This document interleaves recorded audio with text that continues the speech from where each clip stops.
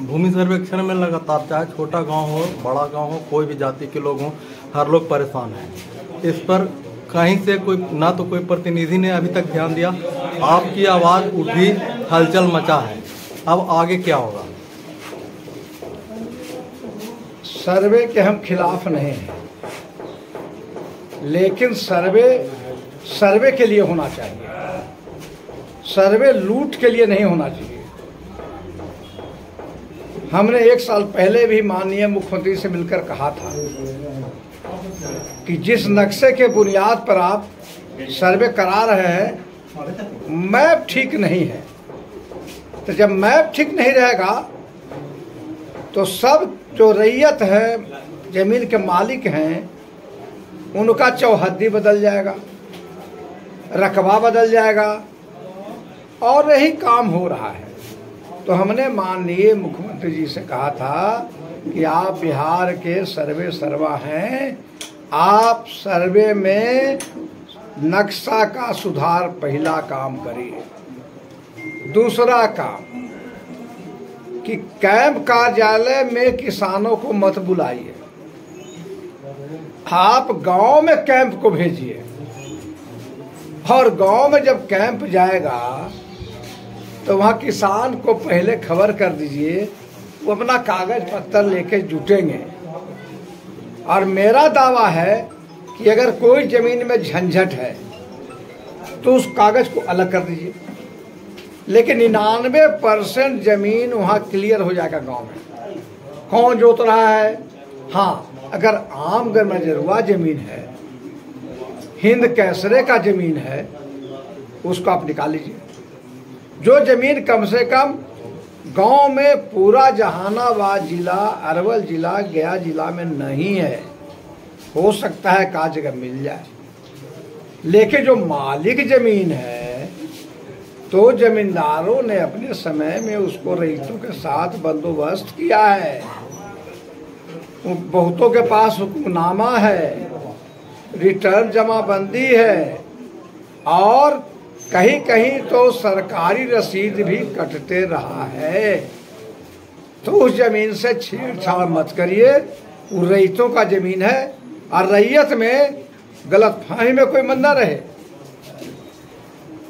केवल भूमिहार ब्राह्मण राजपूत के पास नहीं है, ये जमीन अधिकांश पिछड़ी जातियों के पास है, अति पिछड़ी जातियों के पास है, और कहीं कहीं तो दलित समुदाय के पास है। तो उनका भी नुकसान होगा, गलत काम हो जाएगा।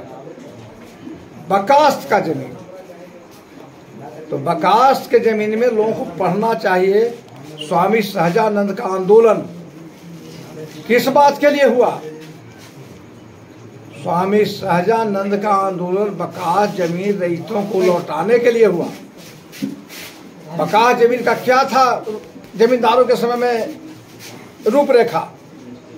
ये था कि जमींदार लोग रैयत को जमीन पट्टा पर नहीं, रेंट पर देते थे। था कि सालाना 1 बीघा जमीन है तो इतना पैसा जमींदार के यहाँ पहुँचाना है।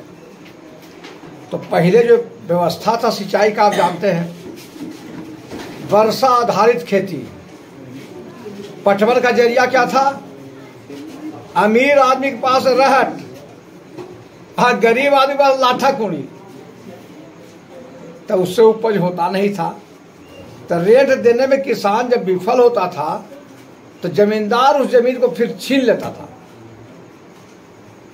स्वामी सहजानंद ने नवादा, गया, औरंगाबाद, जहानाबाद और भोजपुर के इलाके में आंदोलन चलाया कि नहीं, जमींदारों ने बकास्त का जमीन दे दिया है रैयत को, तो रैयत का हक होगा।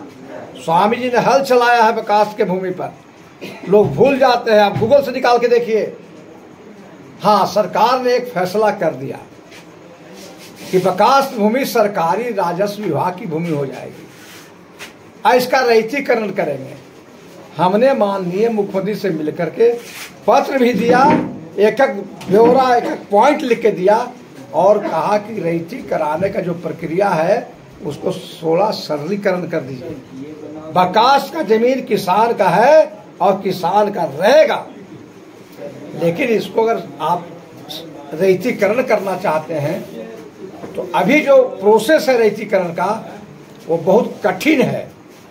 क्या करना है, कलेक्टर साहब के यहाँ दरखास्त जाएगा, जमीन जोत रहा है, बकास भूमि उसका है, जमीन खरीदा है वो, और साथ सरकार को नहीं मालूम है कि बकास भूमि खरीदने वालों में अधिकांश पिछड़ी जाति के लोग हैं, अति पिछड़ी जाति के लोग हैं और दलित वर्ग के भी लोग हैं।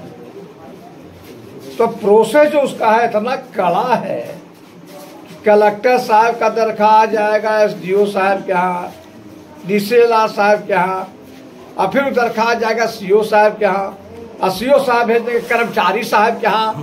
अब कर्मचारी साहब जेबी में उसको रखते रहेंगे जब तक मुंह मांगा रकम उनको नहीं मिल जाएगा तो वो रिकमेंड करेंगे कि जमीन का रैयतीकरण होना चाहिए। अब जाएगा सीआई साहब के यहाँ, एक साहब रहता ना भाई सीआई साहब। अब सीआई साहब के जेबी से भी कागज तभी निकलेगा जब उनका दान दक्षिणा हो जाएगा। अब उसके बाद जाएगा सीओ साहब के यहाँ, वहां भी बड़का पूजा करना पड़ेगा। तो जब पूजन संपन्न हो जाएगा तब जाएगा